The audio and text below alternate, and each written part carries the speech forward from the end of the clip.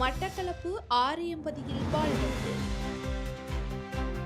மட்டக்களப்பு ஆரியம்பதியில் இடம்பெற்ற வாழ்வெட்டு சம்பவத்தில் பாதிக்கப்பட்ட இளைஞர்களுக்கு நீதி கோரி இன்று ஆர்ப்பாட்டம் முன்னெடுக்கப்பட்டது.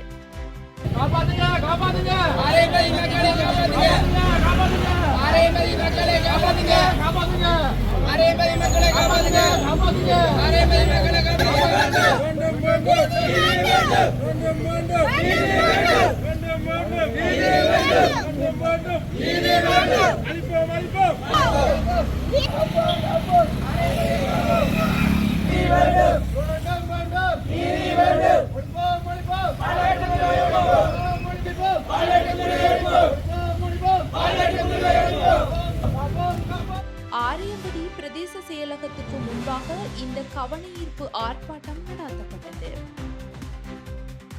சம்பவத்தோடு தொடர்புடைய மேலும் 2 சந்தேக நபர்களையும் கைது செய்ய வேண்டும் என இதன்போது மக்கள் கோரிக்கை விடுத்தனர்.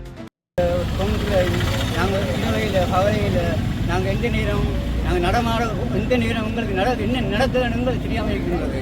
அதாவது நீங்கள் ஏனி அரசாங்கம் அனுமுறையும் எங்களுக்கு வைத்திய காவல்துறை எங்களுக்கு பாதுகாப்பு எங்களுக்கு முக்கிய காரணம் போடணும். எங்களுக்கு அதை வாழ்வாட்டி குழுவினரை நாங்கள் உடனே முக்கியமாக ஒழிச்சு கட்டுவோம். ஆரியம்பதி மகாவித்தியாலயத்திற்கு சொந்தமான மைதானத்திலேயே ஆரியூர் விளையாட்டுக் கழகமும் விஸ்வகலா விளையாட்டுக் கழகத்து இளைஞர்களும் விளையாடிக் கொண்டிருந்த வேளையிலே இனம் தெரியாத 6 பேர் கொண்ட ஒரு கும்பலினால் ஆரியூர் விளையாட்டுக் கழகத்தைச் சேர்ந்த பாலேந்திரன் சஞ்சய் பாரதி மற்றும் பாலேந்திரன் கிருஷ்ணபாரதி என்ற 2 இளைஞர்கள் அந்த கும்பலினாலே படு காண்டு பிராண்டித்தனமாக தாக்கப்பட்டிருக்கின்றார்கள். இந்த விடயத்தை நாங்கள் கருத்திலே கொள்ளுகின்ற பொழுது வடக்கில் நடக்கின்ற அந்த வாழ்வெட்டு குழுவினை போல்தான் எங்களினுடைய கிழக்கிலும் குறிப்பாக எங்களுடைய மட்டக்களப்பில் ஆரியம்பதி மண்ணிலும் இவ்வாறான ஒரு வாழ்வெட்டு குழு ஒன்று வளர்ச்சி வருகின்றதா என்கின்ற ஐயம் எங்களினுடைய ஆரியம்பதி சமூகத்தில் எல்லோருக்கும் ஒரு பாரிய அச்சுறுத்தலாக இருக்கின்றது என்பதை நான் இந்த இடத்திலே கூறிக்கொள்ள விரும்புகின்றேன். அதே போல் என்னவென்று சொன்னால் நாங்கள் போலீசாருக்கு முறைப்பாடுகள் செய்திருந்தோம்.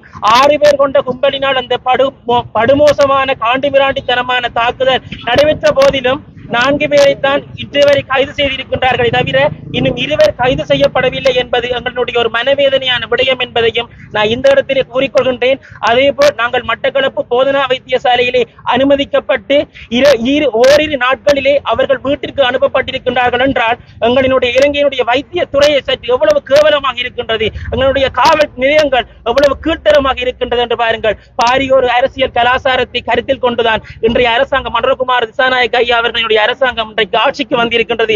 ஆனால் உயரிய ஆட்சியில் இருக்கின்ற பெரிய அதிகாரிகள் மாற்றத்தை அர்ப்பணிப்பாக செயற்படுகின்றார்கள் தவிர கீழ்மட்டத்தில் உள்ள வைத்தியத்துறையாக இருக்கட்டும், காவல் நிலையங்களாக இருக்கட்டும், அவர்கள் அர்ப்பணிப்புடன் செயற்படுவதில்லை. அவர்கள் லஞ்சம் கோருகின்றார்கள், அவர்கள் ஊழல் செய்கின்றார்கள். ஆகவே இவற்றை கருத்தில் கொண்டு எங்களுடைய இந்த அரசாங்கம் இந்த படு மோசமாக தாக்கப்பட்ட இளைஞர்களுக்கு ஒரு நீதியை பெற்றுத்தர வேண்டும் என்று நாங்கள் கேட்டுக்கொள்கின்றோம். தமது கோரிக்கை அடங்கிய மகஜரை மண்முனை பெற்று பிரதேச செயலாளரிடம் ஆர்ப்பாட்டத்தில் ஈடுபட்டவர்கள் கையளித்தனர். ஆரியம்பதி பிரதேசத்தில் உள்ள விளையாட்டு மைதானத்தில் கடந்த 20ஆம் திகதி வாழ்வெட்டு தாக்குதல் மேற்கொள்ளப்பட்டது. வாழ்வெட்டில் ஈடுபட்ட 6 பேரில் 4 பேர் கைது செய்யப்பட்டுள்ளதுடன் 2 பேர் இன்னும் கைது செய்யப்படவில்லை என தெரிய வருகிறது. இது தொடர்பான விசாரணைகளை காத்தான்குடி போலீசார் தொடர்ந்தும் மேற்கொண்டு வருகின்றனர்.